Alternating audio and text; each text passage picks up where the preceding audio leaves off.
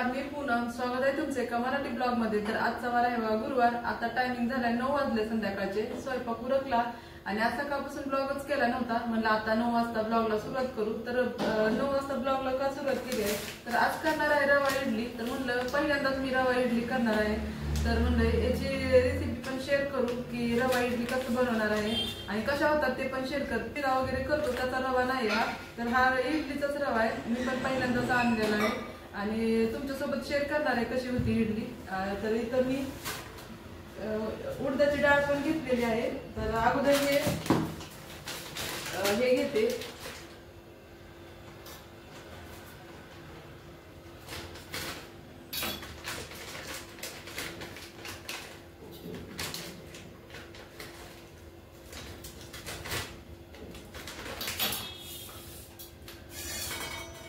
तर मी हा इडलीचा रवा आहे. तर हा किती बघते पहिलं.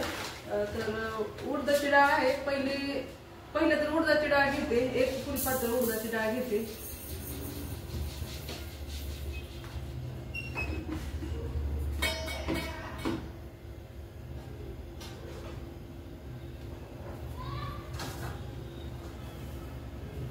तर इथं बरोबर 1 वाटी फुलपात्र उडदाची डाळ घेतली आहे. आता ही थोडी नीट करून घेते.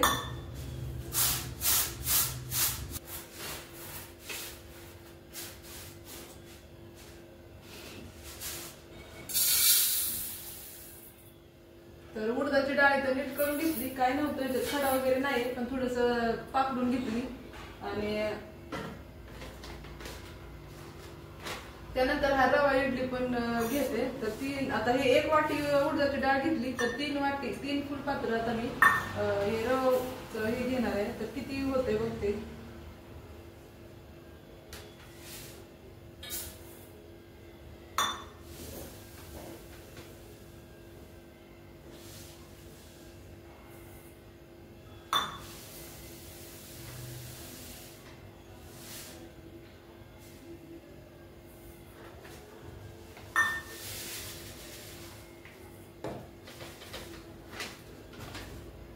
तर बरोबर 3 फुलपात्र रवा बसला ह्याच्यामध्ये, म्हणजे अर्धा किलो रवा इडली आता घेतलेले मी.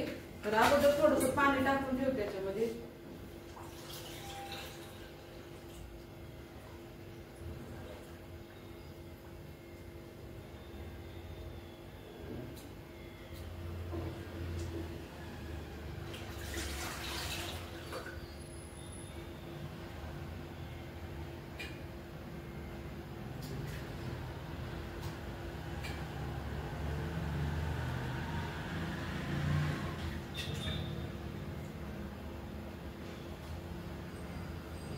ह्याच्यामध्ये पाणी टाकून घेतले. 2 मिनिटे असंच ठेवते, कारण रवा ह्याच्यामध्ये मिक्स आहे असा, त्यामुळे असंच ठेवते. आणि उडदाची डाळ पण इथं भिजवून घेते.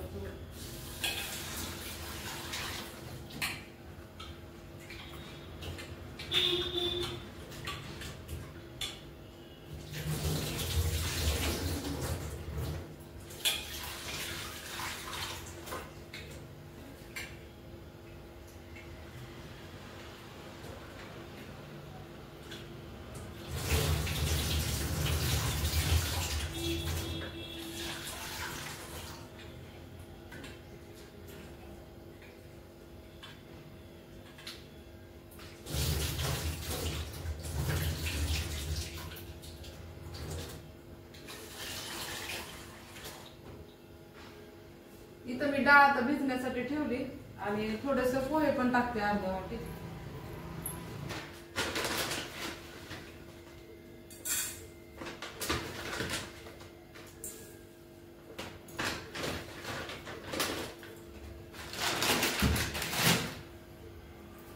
पोहे मी अशा अंदाजेच घेतलेले, थोडेच घेतले, ते पण धुवून डाळीमध्ये टाकते.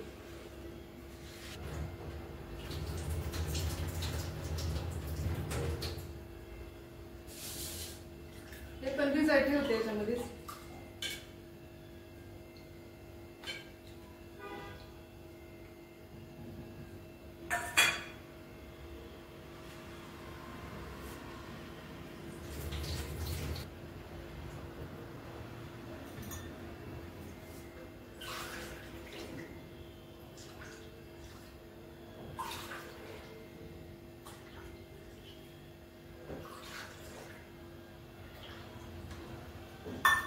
फुलपात्र मी पाणी टाकलंय.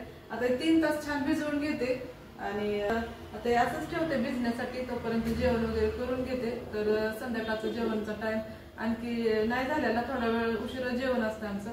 तर मिस्टर पण अजून आलेले नाहीत, तर जेवण नंतरच करणारे. मिस्टर आले सगळे सोबतच जेवण करत असतो. आणि आता गॅस पण बंद करून ठेवते. बारीक गॅसवरती थोडा वेळ शेवगा ठेवला होता आणि 3 तासानंतर हे वाटण करून घेते आता.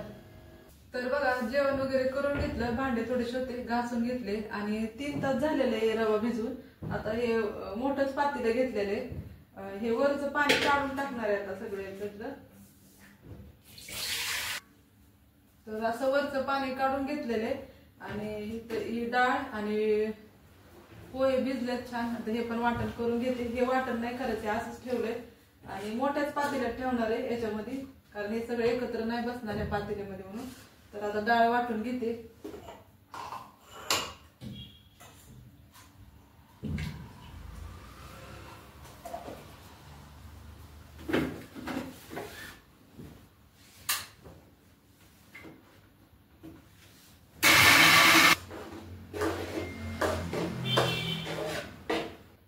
तर इथं उडदाची डाळ आणि पोहे पण वाटून याच्यामध्ये असे मिक्स करून घेतलेले बारीक आणि एकत्र सगळं मिक्स करून घेतले असे.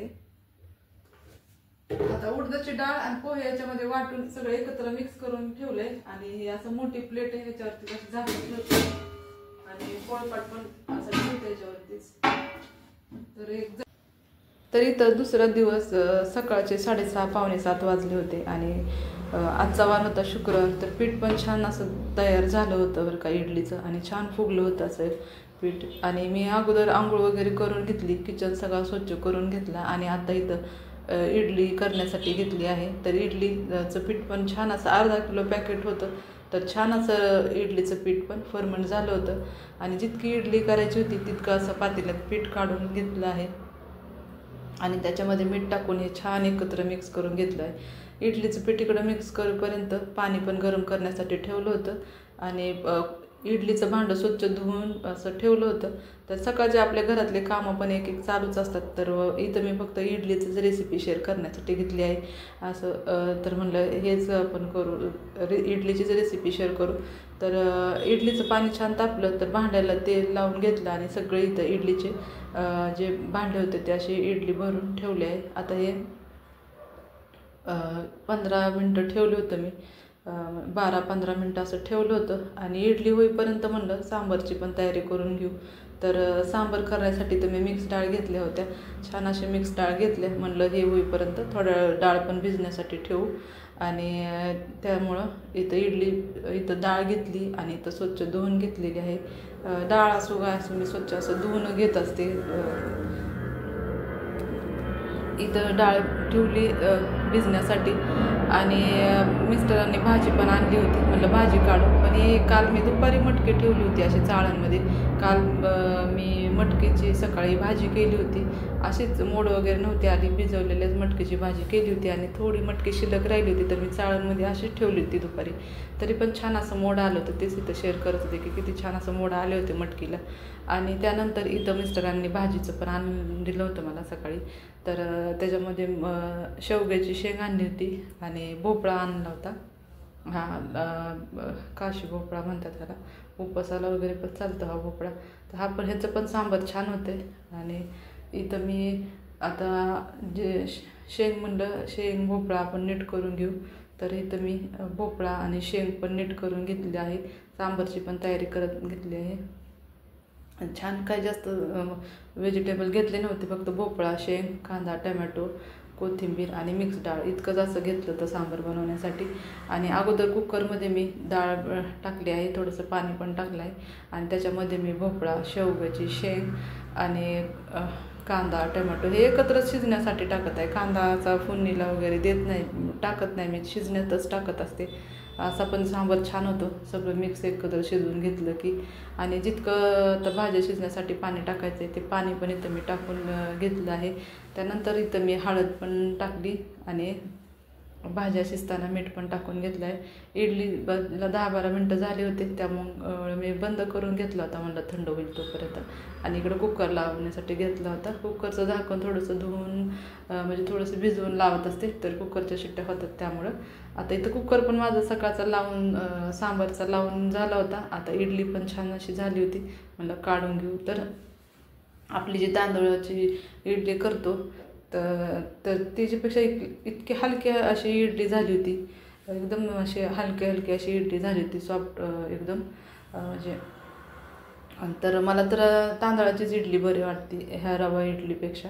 आपलं तांदूळ उडदाची डाळ भिजवून केलेली इडली छान वाटली, खाण्यासाठी चांगली होती, पण आपल्या म्हणजे पहिल्यांदाच केली होती त्यामुळं मग ही काय एवढी मला हे वाटली नाही. पण इडली छान झाली होती, सगळ्यांनी खाल्ली आणि अशी इडली झाली होती. तर सॉफ्ट पण झाली होती, असं हे नाही, त्यापेक्षा एकदम सॉफ्ट इडली झाली होती.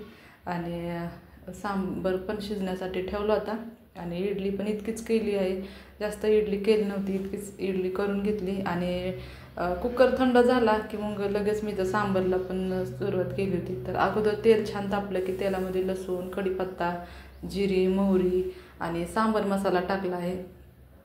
हे टाकून सगळं एकत्र छान मिक्स करून घेतलं. आणि त्याच्यामुळं चटणी तेलात नाही टाकली, जास्त असा हे होतं, खकाना झाल्यासारखं होतं, त्यामुळं मी आज सांबरमध्येच चटणी टाकून घेतली. म्हणजे भाज्या जे शिजल्या तर ते कुकरमध्येच चटणी टाकून घेतली आणि तर छान अशी फोडणी दिली आहे आणि एकत्र छान मिक्स करून घेतलं आहे. तर छान असा सांबर पण भरपूर असा करून घेतला होता आणि छान झाला होता सांबर हा. आणि वरून बारीक चिरलेली कोथिंबीर टाकली. आता सांबर इडली असं झालं होतं सकाळचं. आणि रेसिपी पण शेअर केली आहे आज इथं. तर इथं मुलांना पण देण्यासाठी घेतलं होतं. तर इडलीचे मी असे तुकडे करून घेत असते आणि मग सांबर टाकत असते मी. तर आजचा ब्लॉग कसा वाटला ते कमेंट करून सांगा. ब्लॉग आवडला असेल तर लाईक करा. चॅनलला कोणी सबस्क्राईब केलं नसेल तर सबस्क्राईब करा. ज्यांनी सबस्क्राईब केलं त्यांना थँक्यू. जे ब्लॉग बघतात त्यांना मनापासून